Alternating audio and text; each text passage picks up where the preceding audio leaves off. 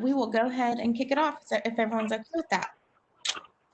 Just want to welcome everyone to today's webinar. Thank you so much for joining Bedroc and our partner CI Security. We're excited to partner with CI and add their suite of services to our security portfolio this year. If you guys have any questions following today's webinar, feel free to just send an email to hello@bedroc.com or directly to any of us. So without further ado, I'd like to introduce our speaker, Mr. Mike Hamilton. He is the president, CISO, and founder of CI Security with over 30 years experience in the information security space. And a little birdie told me he's so dedicated to cybersecurity, he has a little something on his arm to showcase his pride for it. So, oh, you heard about that, huh? I had to tell everyone. Okay, well, the story is that I think we have the coolest logo, and so I keep it on me at all times. Okay, so there's that. That's awesome. Okay, let me share my screen here. Say that. Yes, go ahead and share, and we'll kick this off. Okay. And so is everybody seeing a screen there? Yes. Okay, and we'll just put that into presentation mode. And wow, this computer is, there we go. All right, everybody see that? You never know on these things, you know, what I'm looking at, what you see may be totally different. So hi everybody, welcome, and I'm going to get out of your way as quickly as possible so that all you can eat barbecue and taste beers. Unfortunately, I am living on the west side of Puget Sound in Kitsap County, which is an hour ferry ride away from Seattle, and we have barbecue here, but I don't think any of you would agree with that. My background, yes, I've been in the InfoSec biz for a long time and have had every job in this business down to the equivalent of the information security busboy. I started out hand-rolling firewalls and selling them in Southern California after I left the Jet Propulsion Lab. A long time ago, I was a satellite oceanographer for NASA, and security got to be more interesting, and I made the transition, and that was a very long time ago. I've held jobs as the managing consultant for VeriSign Global Security Consulting and chief of information security for the city of Seattle for about 7.5 years, which is geologic time in this business. A couple of years as a policy advisor to Governor Inslee in Washington State to the office of the CIO, and spent about the last 10 years in government, briefing senators, governors, generals, things like that, and which is really instructive to learn a language of how to turn all this cyber nonsense into actual business terms, which I think is really more important. And so that's my background. And what I want to talk to you about today, what we're all going through, and maybe give you some tips on how we can adapt a bit to what might be a semi-permanent condition, if not a permanent condition. And you see the picture there. I don't know if that looks like working from home for you. That's similar for a lot of folks. I know that I compete with gaming time myself for bandwidth. But when we were all told, okay, immediately everybody go home, that was, you know, kind of a short fuse operation. And so we didn't do the year of analysis and requirements planning and project work required to do that the right way. We just all had to do it. And so everybody had to scale up their VPNs, or they opened up remote desktop protocol, or they rapidly figured out how to use other tools to get the access to internal systems from endpoints that are now in extremely dubious conditions. You know, that home wireless password and whether or not those home users have opened up their internet router for remote administration from the internet, that has everything to do with everyone's attack surface right now. And a lot of organizations just didn't have the computers to send people home with, and so they're relying on personal computers. There's no visibility into that stuff. Security monitoring is really hard under these conditions, and so as a company, we've had to adapt to that ourselves. And I'll talk a little bit about that. But really, problematically, even with all of the technical changes and the blowing up of the attack surface, the big problem is right now is what it always has been. Every time there's something in the news that grabs people's attention, it gets turned into bait, right? I remember the Icelandic volcano when it went. That was turned into bait. The nonsense stuff, Saddam Hussein found alive, things like that. I mean, that's easy to blow off. But the things that are really happening right now that we're all hungry to learn more about, these are very effectively being turned into weapons. And so the pandemic is one. The fact that our economy has been crushed is one. The fact that there is civil unrest everywhere and protests going on, and then there's an election coming up. Every one of these lends itself to becoming that bait. And so we're just being bludgeoned with all of this under conditions of, these dubious home networks. So some of the vulnerabilities that we have happily introduced, remote desktop protocol wide open. That was the cheapest way to do it. A lot of companies, a lot of organizations said, well, these are the tools we have. Let's just scale them. And so opening up RDP to the internet for direct access to internal desktops, if you are monitoring, you are seeing password spraying attacks going on. Password grinding, password spraying is going on against remote desktop protocol right now. A lot of companies just licensed up their VPNs. The patching is extremely important on these devices now because a VPN is a wide open tunnel into an organization. And so that endpoint, yes, has a bearing on what enters your network, but the vulnerability of those VPN systems themselves have recently kind of gone up and down.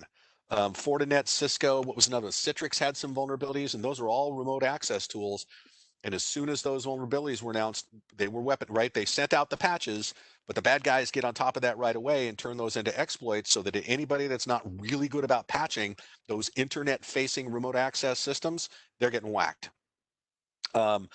Patching and updates, really hard to do when you have all these users out there and they don't have local administrative access and can't always apply patches.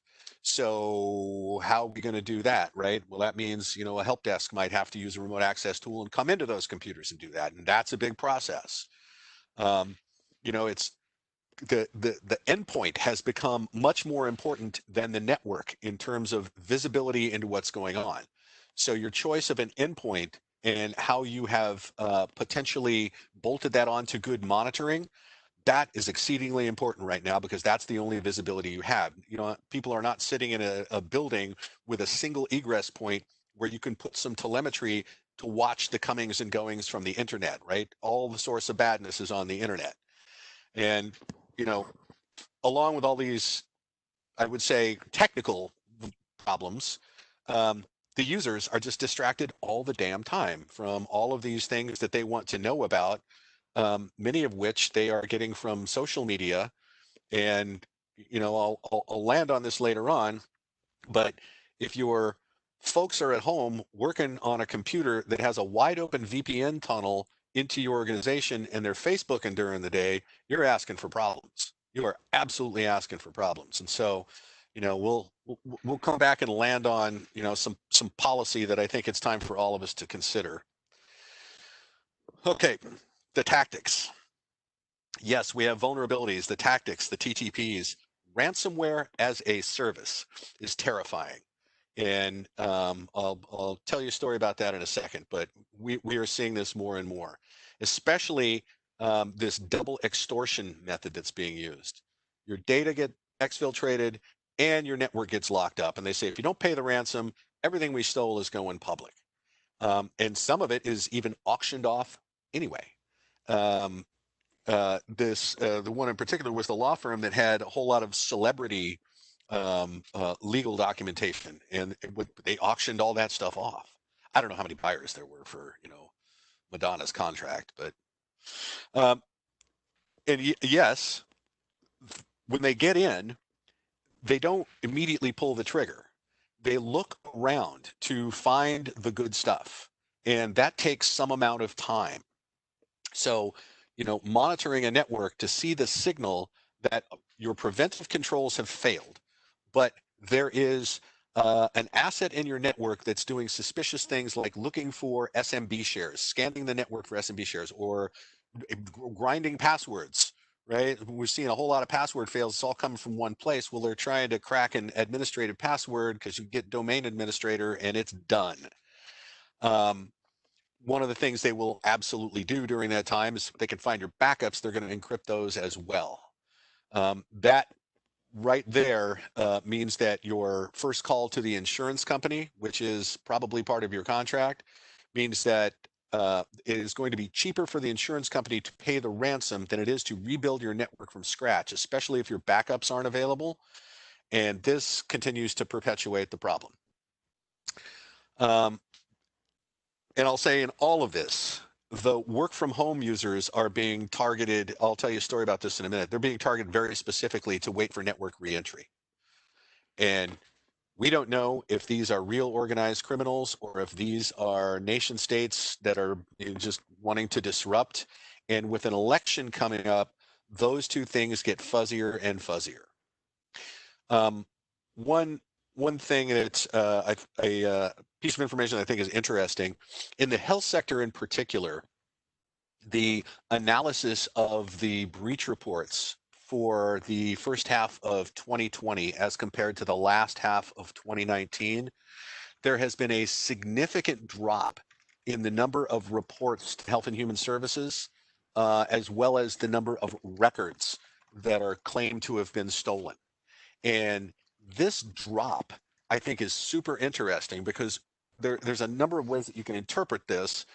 The one that I think of is the actors are taking their time. The organizations continue to be compromised, but they're taking their time so that they don't wipe out a hospital and cause the collateral damage of loss of life.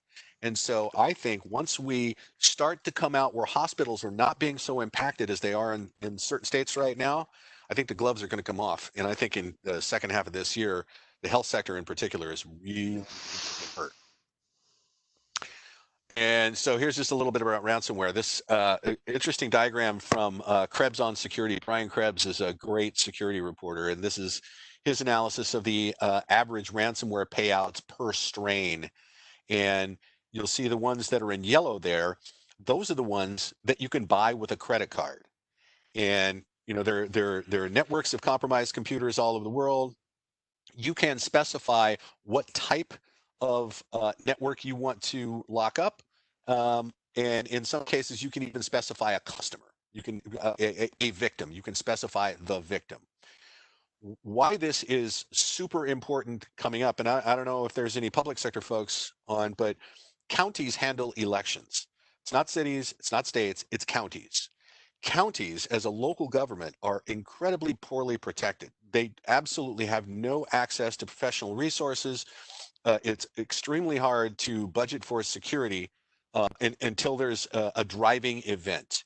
Well, those driving events may be coming up because if I can, with a credit card, bring ransomware down on a key county that has key precincts in it and just snarl the process, it will be enough to throw those results into question. And I believe that's what we're looking at. I think some counties, key counties, maybe get knocked over as this election comes up. And if so, it's going to be ransomware as a service. It won't necessarily be a nation state. It might even be a political operative. We've seen an example of this happen already. Katie Hill's staffer in California brought down a denial of service attack against an opponent's website. So we know they're thinking about this. So all kinds of actors may be interested in snarling up counties and false flagging it as organized crime, and we may never know who the actor really is. Now that's conjecture, but my read of current events kind of leads me to think that. Okay, here's another interesting thing that we're going to have to live with. You've probably read about the CCPA I'm sure you know about GDPR, the General Data Protection Regulation from the EU, and the California Consumer Privacy Act. There's one called the SHIELD Act that's been activated in New York, and there are more coming. And the reason that these are proliferating are twofold. Number one, consumers just seem to find out that the creepy tracking that's going on can be weaponized in ways we don't really like. You know, the whole Cambridge Analytica episode was an example of that. Um, you know, if you are, you know, I think this is really the argument with TikTok as well. So, you know, you get chased around the internet and everything you look at is analyzed by somebody in order to hang more focused ads in front of you, things that you might really want. Okay, that's one thing. Consider that good, consider that bad, set it aside. If the data are used to target ads, that's something that we've become kind of used to. If the exact same data are used to target individuals in key precincts with certain pathologies that are single issue voters so that they can be hit with very surgically with disinformation, that is why that's why these are coming up here. So, you know, when we find out that you know, TikTok is just social media, it does everything Facebook does. Yeah, but if it's the data are available to the Chinese government, all of a sudden that's a big pot of associations. Who knows who? And if I want to get to that asset, here's the route that I take. That's why everybody's got the heebie-jeebies about TikTok. So, and I'll say one more thing about these privacy regulations. Um, there's another one that is in California right now. It's called the California Privacy Rights Act, CPRA, and this was done through initiative, not through legislation, which means they got enough signatures for it, so it's on the ballot in November. This thing will make the CCPA even stronger and will make it impossible for legislators to pull back on privacy requirements. So, you know, buckle up. These guys are not going to stop. And when the new law is, you got to have a process in place so that if somebody says, "Don't track me, don't sell my data," you have to be able to demonstrate that's true. Remove records on request, things like this. That's going to be a lot. Privacy is driving security right now, and it's driving regulatory requirements as well. So, uh, along lines of regulation, third party security has become a main topic. The ability to get to your real target through a third party is a tried and true technique, and right now it's rampant. So everybody's got to look at everybody else's security papers right now. Anytime you're going to bring on a vendor or something like that, you know, tell us about your security. You got a SOC 2 report? Are you high trust certified? You know, et cetera, et cetera. So regulators are starting to demand that this is occurring. And in the NIST cybersecurity framework, there's something in there about third-party security management. The FFIEC says when they examine banks, they have to demonstrate that they have a security third-party security management program in place and demonstrate its effectiveness. That seems like a heavy lift. Health and Human Services, if you do any business with a covered entity under HIPAA, you must sign a business associate agreement and you have to be agreeable to be audited against HIPAA if something happens. Okay, so you know these are all trends here driven by regulators that are forcing you, the business, to regulate for them and to evaluate the security of these third parties. And then the Federal Trade Commission and deceptive trade acts, they are scaling up. So if your public facing pronouncements about security and privacy turn out to not match your practices, that's a deceptive trade practice. And that's what the FTC is very aggressively pursuing. And then there's the complete non-regulatory enforcement.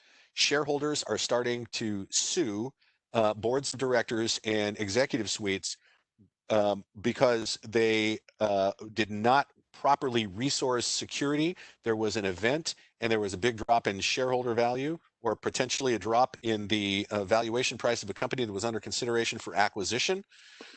And they're getting into the game too. So here's all kinds of pressure on us to not make any mistakes. So let me give you a couple example stories here. So this rebel ransomware gang they use this double extortion technique. And we are doing an enormous amount of incident response right now. And we get called by a legal firm and they say, okay, we've been cybered. It's ransomware. Come and have a look. And so as we're having a look, this is a law firm that specializes in intellectual property. And the analysis we were able to do was, all your data had been lost. We can't do any forensics because you're completely encrypted here. So we can kind of tell you what happened and where this started, but all your logs are gone. And so have a nice day. And then we find out that this intellectual property law firm holds a lot of IP for a bunch of companies in Silicon Valley, as well as the American subsidiary of Huawei. And the lawyer from the American subsidiary of Huawei sent a letter that scared us to death, sent it to this company. But the upshot of the letter was, we're going to sue you. And they were looking forward to the discovery process. And I think that's because they would have access to all the other IP that was also lifted from these companies in Silicon Valley. And we thought that this may have been a complete false flag attack in order to get at that eventual goal. And I'll round this off by saying, right after we pulled back, said, well, if they're involved, nothing we can do for you. And I think it's time to go look at the time. We started getting outreach from very suspicious characters and things like job offers from Chinese nationals and things like that. So, the nation state signal is never far away. Let's see. Okay, yeah. So another law firm. So turns out law firms are incredibly poorly protected. So we got a call from another law firm, and they also had an extortion event. And this is the one where we were able to verify that the attorneys were compromised while at home, and then the compromised lay in wait until they returned into the office and reconnected to the network. And then it woke up, looked around, found the good stuff, encrypted it, and that law firm is struggling to survive right now. So, having some kind of assessment of the architecture you put together and what kind of risk that represents, as well as a method of intake when stuff comes in from the field, from homes, from networks you know nothing about, with people in there you know nothing about, can't just bolt that onto the network.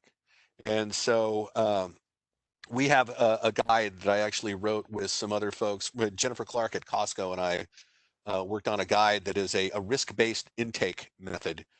And if you want that, just hold up your hand. It's something we gave to InfraGard for them to distribute. We're both sector chiefs working on the COVID incident response.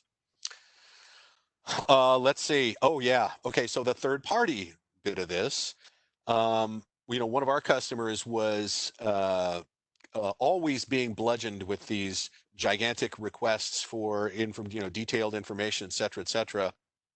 And turns out this is a building energy management company. So they have IoT that they put in buildings, and it adjudicates when lights should be on or off, or when HVAC should be on or off, et cetera, et cetera. And they use that to create efficiencies in energy management for office buildings. And we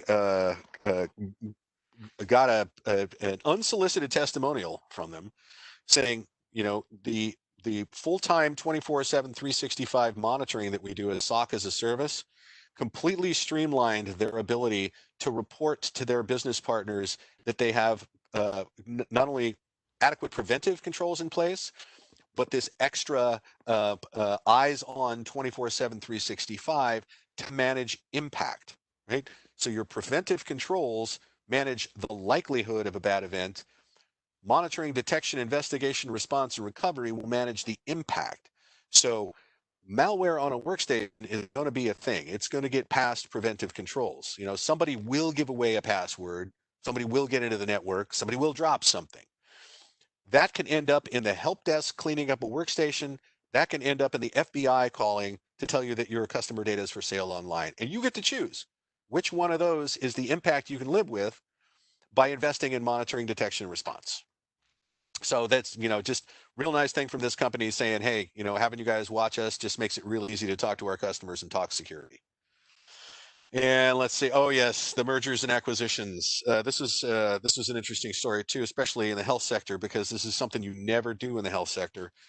A network of clinics is one of our customers, and they have many, and they are acquiring more. And they brought on a new one, let us know we're bringing on a new clinic, we're about to light them up, and we immediately saw health records being passed in the clear. We're on the phone with them, said, pull the wire. This has got to get fixed first. And because we were working with them very collaboratively on this, which we do routinely now, um, there was no report to HHS. There was no unauthorized disclosure of health information. There were no fines, and there was no regulatory action. So, again, monitoring is your friend. Okay, so I talked about a little bit about the importance of the endpoint right now. And so what I want to do here, I don't know everybody on the call. I don't know what endpoints you use. So I'm going to talk about the mean here.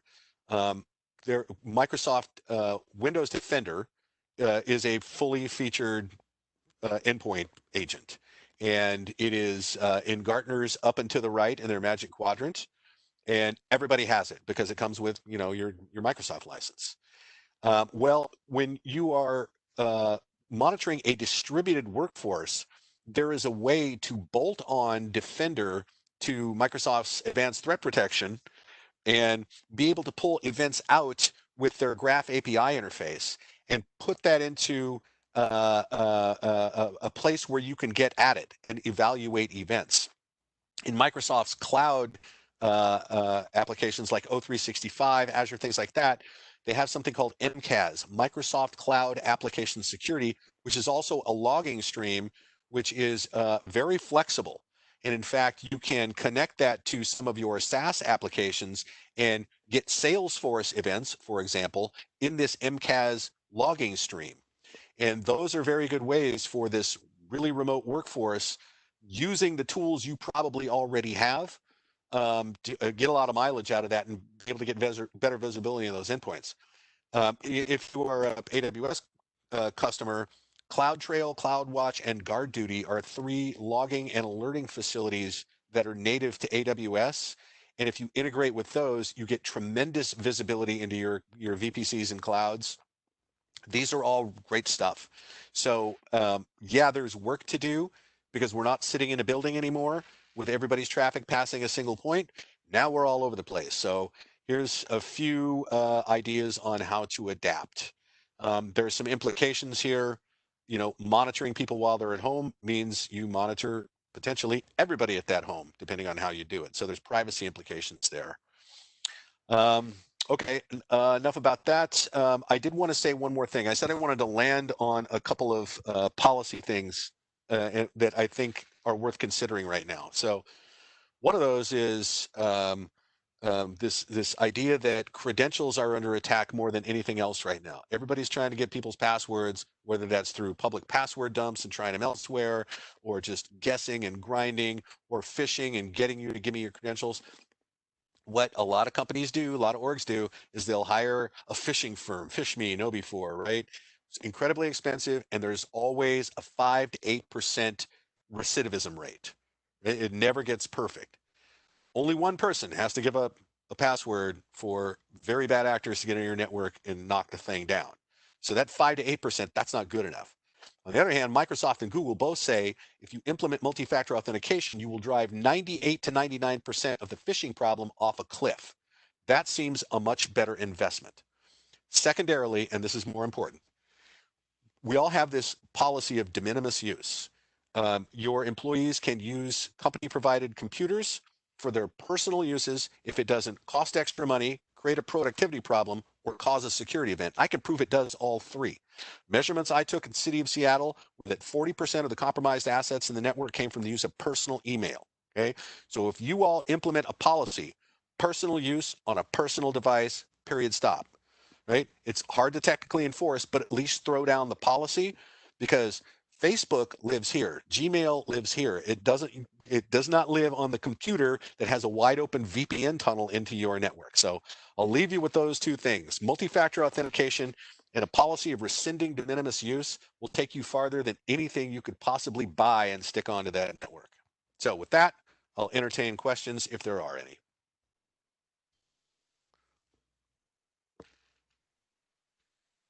Had a couple come through chat, and if anybody else has any, please feel free to send them to me on chat. Thank you for that presentation, Mike. Very, very interesting stuff.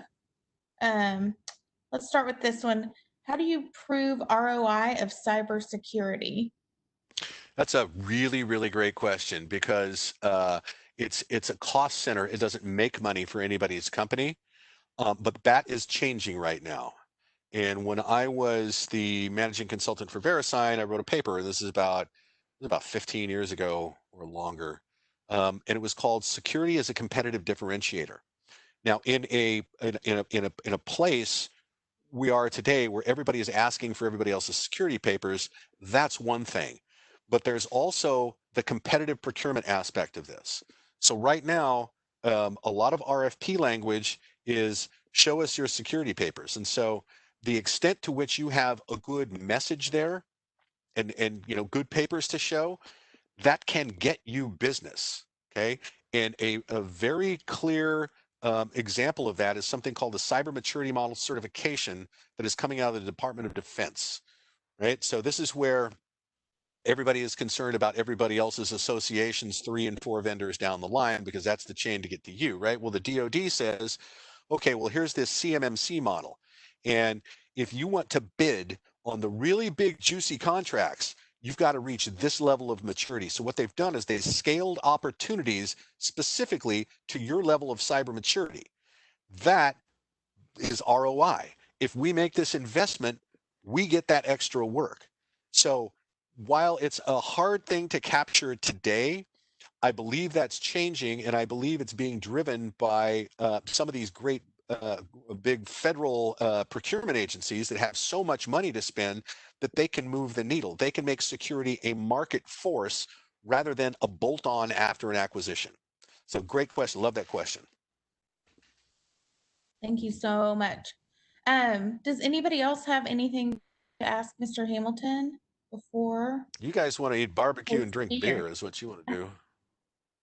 If you guys have any questions that you think of at a later time, please email hello@bedrock.com. We'll set up some time with Mr. Hamilton and the Bedrock and CI Security teams to get them all answered for you. Yeah, I'll talk about anything you want. That's my entire value to the company. I think this has been great. Okay, then I'm going to give you the screen back and let you guys get to your tasting. Thank you so much for your time today. You bet. And I'm going to go ahead and drop off. Hope to see you all again later. Yes. Bye.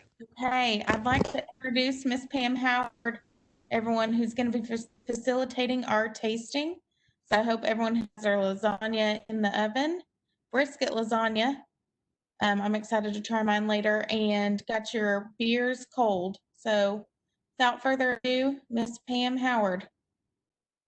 Hello, can you hear me okay, Blair? You can hear me, everyone? Okay, so yes, I hope my talk is as exciting as this cybersecurity stuff. I was kind of listening in the background, but Thursday afternoon, beer, 6 beers, barbecue, and bread. I mean, who could ask for a better job getting to talk about all that? But I hope everybody has their beers ready to go, and I put a little tasting sheet in your package here. This is kind of the tasting order that we're going to go in today. And for those of you who do not know me, I am Pam Howard. I work at Cool Springs Wines and Spirits, which is in Franklin, Tennessee. And my new job is I am a spirits and wine educator. And sometimes we do beer and cocktails as well. So this is a nice little, I would say, like beer 101. So if you're really like a beer geek or you know a lot about beers, this is just more of an enjoyment class and a way to try different styles of beer and maybe see something that you would never try when you go out in like to a restaurant or Or maybe if you're out at the wine shop and you don't know which beer to get, these are just some easy ones that are readily available.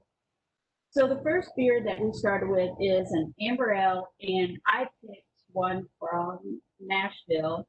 It's Yazoo. You get this almost every convention I've been to or anything. They always have Yazoo beer here.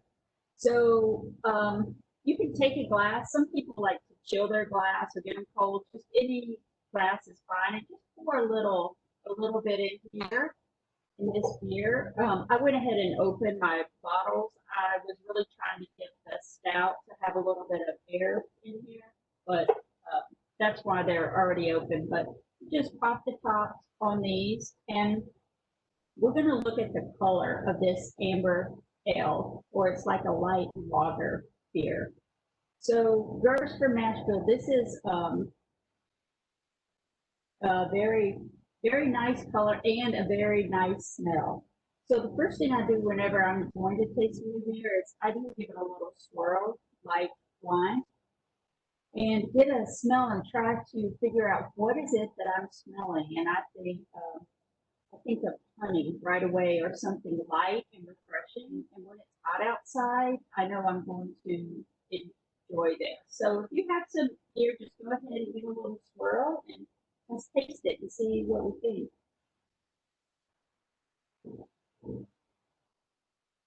Very nice. It has some nice caramel notes in here, a little bit of the honey, like I was saying, a little bit of grainy taste, or sometimes people say like hay in there. But this is very good if you're, say, if I'm at a restaurant and I want to start out with a beer, I don't really have a lot of food. This is perfect because it's so light. It goes down easy. It's 5% alcohol in here, and it's made from American hops. I don't know if you want to get into hops or learn about them, but American hops and water and yeast, and sometimes this is just a good all-around beer to have. I would recommend this, as a good starter. Then the next beer that we have is also from Nashville, and it's called Homestyle. Well, I guess you have it. You'll see. I don't have to hold it up. You have it at your house too. So it's Homestyle. It's an IPA. This is a big can. I don't think the can is any smaller. That's why we have this 16-ounce can. But a nice IPA. This, I will have to say, is a beer that was one of the last beers that I learned how to like. Every time I tried an IPA, it was just too strong or overpowering. But now, when I smell it, I smell like grapefruit peels and all the different hops. And I've had so many different IPAs that I already know this is going to be good. But go ahead, if you're not an IPA drinker, take a little sip and this is a good medium pop, I would say, IPA, because I've had some that are so strong and overwhelming. As soon as you open the can, it's just really overpowering. This is a nice light one, and Bearded Iris, they make really good IPAs.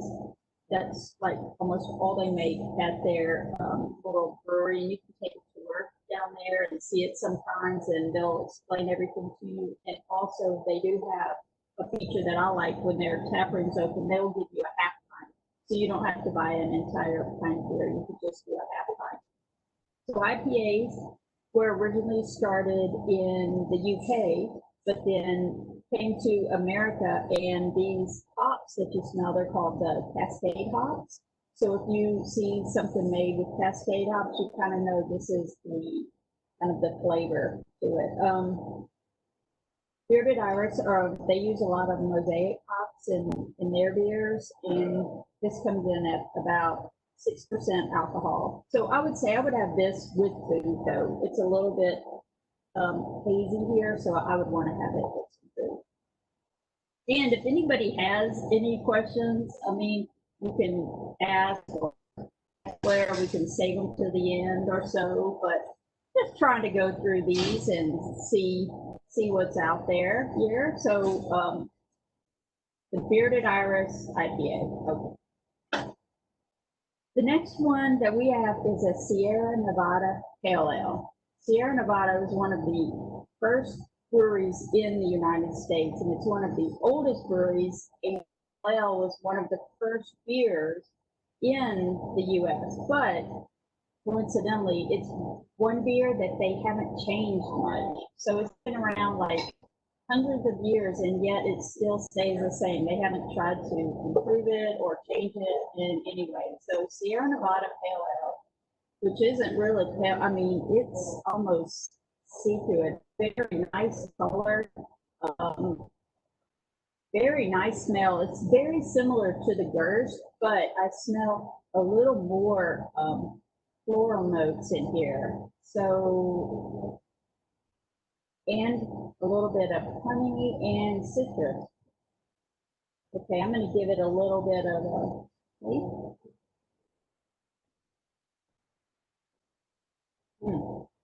Cascade hops again. This is good. I actually like it better than the Yazoo beer, than the first one. So pale ale now. If I had to go out to a restaurant, I'm going to start with pale ale here. It's about 5.6% alcohol. Go with any kind of light food. You can have it if you had pizza, something like that on a hot day. And oh, even on the bottle, you'll notice it says even the original 1980s packaging. So one of the first breweries, they kept it, haven't changed the label, not much else about this. All right, I hope you're not trying to finish all these beers. It's just for a tasting here. So yeah, I wouldn't try to, but we're gonna go to this Velton's Pilsner. So Velton's Pilsner, this is a light beer. This is a nice little Pilsner. This is probably one of the first beers that I did try that I actually liked, that didn't just totally taste like beer. Maybe this one, maybe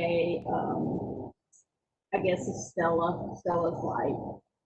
So this is totally different in color. I mean, hold them up side by side here. So this nice Pilsner is from a town actually called Pilsen, and it's in Chechnya. All right, so I gave it a little swirl. The smell is totally different. You get this, oh, I think it's their water. That's what I'm smelling different. It's the way the water that they use, like in Germany, and so it's different. It gives a little different smell, but you get a little taste here. It drinks like water. Super thin, 4.8% alcohol. Super light, refreshing. Also comes in a bigger can. Another one, say if you couldn't find this anywhere, sometimes we have a hard time getting it. There's a Pilsner well from Czechoslovakia, or the Czech Republic now, and it's yeah, this is a nice one. I would enjoy this. It's something light and nice, and maybe if you had a day out on the boat, the kayakis would be good beers to have because they're pretty low in alcohol, 4.8. Now the last two we have are higher in alcohol, so they're good to taste. I think we decided to start with the sour. Most of the time I would finish up with the sour just because the way it's going to make your palate taste, but the stout that we have is so strong that we're going to go with this sour. This is Four Sons not Special K, sorry. It's Four Sons Sour K. It used to be called Special K, but they had a little lawsuit and they had to change their name.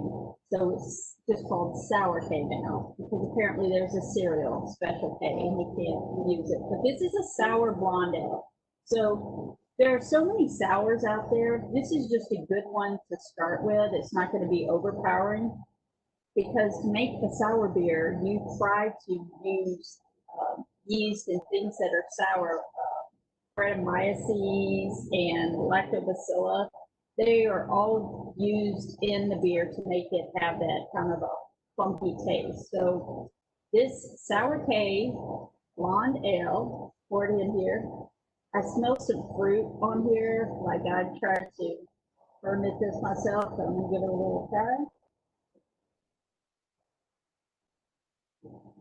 Yes.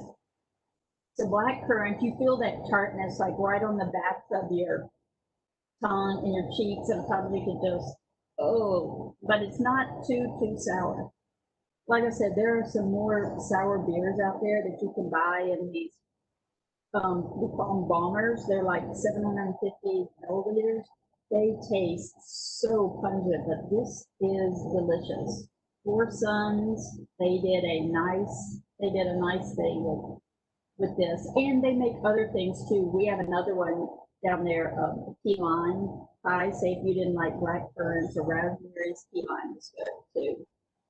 So sour beers, let me see, I made some notes about it.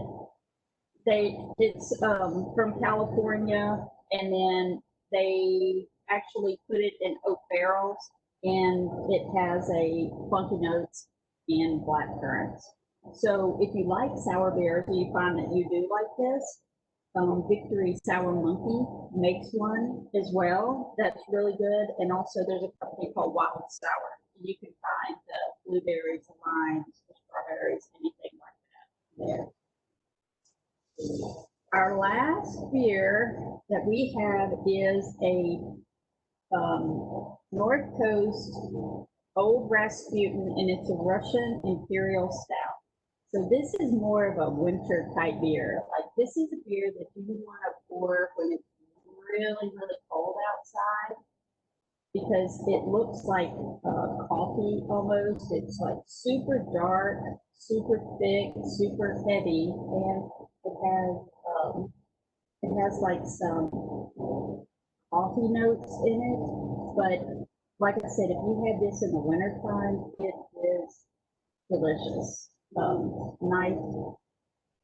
Now let me taste it here.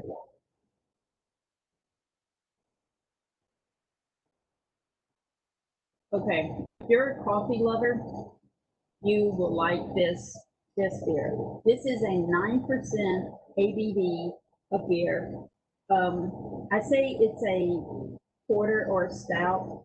You could say either one now. With this 9%, it's listed as a porter, but it tastes like a stout. Stout used to be a lot more stout or higher in alcohol, but now they are the same thing. There's Oscar Blues makes one called 1050. It's a 10.5% beer. Founders is really good. They make a breakfast stout that you can find that coming up in the winter, and it tastes like coffee and bacon and syrup, like all in a glass, like you're drinking your breakfast. So a nice little porter here.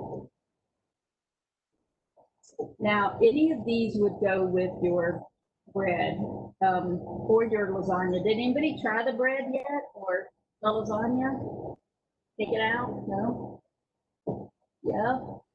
I think it's in the oven currently. Oh, okay. Okay. Nice. Nicole wants to Yeah. know what makes a beer higher ABV. That's the distilling process. So ABV is alcohol by volume, and it's up to, yeah, alcohol by volume. So anytime we say ABV, that's all we mean. It's how much alcohol by volume it is. And it's just how long you distill it or cook it, or how much sugar is in it. Same with wine. Mm-hmm. Those to high make volume it- beers will sneak up on you. Yes, high grab. So I think in Tennessee, you have to be 8% or higher to be considered a high grab. And when you go to a restaurant, you're going to pay more money. You're going to see an extra tax at the end of your bill. Your RPD, say this is a 9%, so you're already going to pay about $10 for this beer. Then you're going to have to pay an extra 50 high grab tax. I know, especially in Williamson County, you're going to pay more for high grab. Wow. Does anyone have any questions for Miss Pam?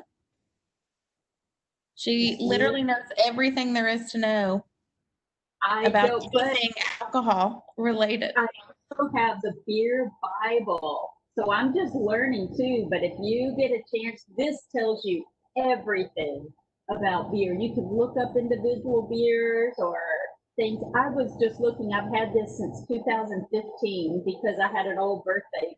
Somebody had given this to me. I just found it. It's funny. They took it off the store, like racks that we had, and gave this to me. Yeah. That would be that's next time. Yeah. Roger says, thank you. I've met her before and she is awesome. So Oh, well, thank you, Roger. you got a fan on the Thank you. call. I see that bribe paid off. Good, good. Thank you. Nicole, where Stiegel would fit in the portfolio. That's called a rattler. So a Stiegel rattler, that's more of a beer you could almost make yourself. If you had a light beer and grapefruit juice, you could pour them together. So a real light and make your own rattler. So in Germany, when you go, you can order like at breakfast or in the morning, and they actually put salt in it. They'll take it and put salt in their rattlers and also doses. They have a dosage. Yeah, it's pretty good. It's low alcohol. Most of them are 2%. Step-by-step recipe, Pam. The masses would like one. Or if that Bible might have a step-by-step recipe. On how to make a rattler. You taste it and drink it. That's what I say. Just, gather up beers on an afternoon and just pick a few, drink them, try them. I taste a lot of beers I go through, so I know what I don't like, and that helps a lot. Know what you don't like. Yeah. What else? Does anyone else have any questions? I mean, about anything? The bread also came from Cool Springs Wine and Spirits. I believe it just takes 1 can of beer. You mix it up and pop it in the oven. You got some fresh baked bread. And the lasagna, it's a brisket lasagna. It came from Edley's. When they were shut down back in March, they were trying to keep their people busy. And so they developed a brisket lasagna and they brought them here to the store so we could offer them to people who were coming to do curbside. That's how that came about. They don't have it at their restaurant or anything. They just made it for us. So we could say, hey, come get your dinner and alcohol and go home, because where else are you going to go? So that's how that started. I love it. That sounds like a Friday night. Or Monday night. Does anybody have any other questions for Miss Pam?